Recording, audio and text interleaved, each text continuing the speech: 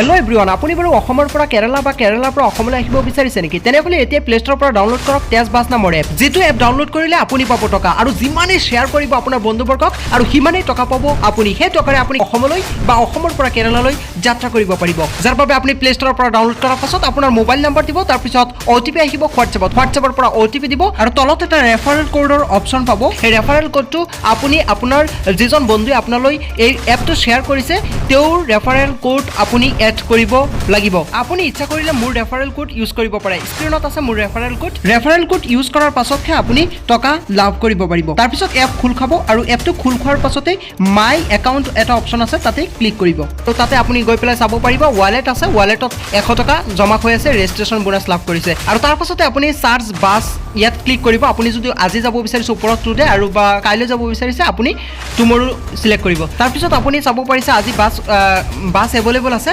তাৰপিছত আপুনি book নাওত click কৰিব। বুক নাওত ক্লিক কৰাৰ পাছতে আপুনি আসন আপোনাৰ চিলেক্ট কৰিব লাগিব, কোনটো চিটত বহিব।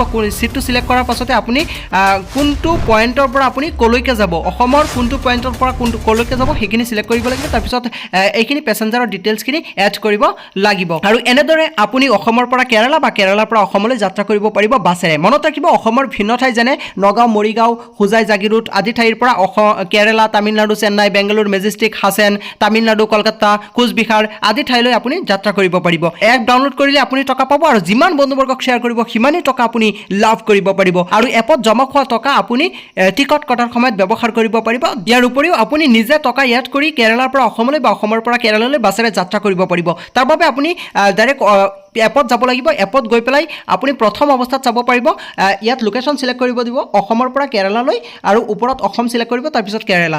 এনে যদি আপুনি অসমৰ পৰা কেৰালালৈ যাব বিচাৰিছে বা কেৰালাৰ পৰা অসমলৈ যাব বিচাৰিছে তেনেহ'লে ওপৰতো কেৰালা দিব, তাৰপিছত অসম দিব।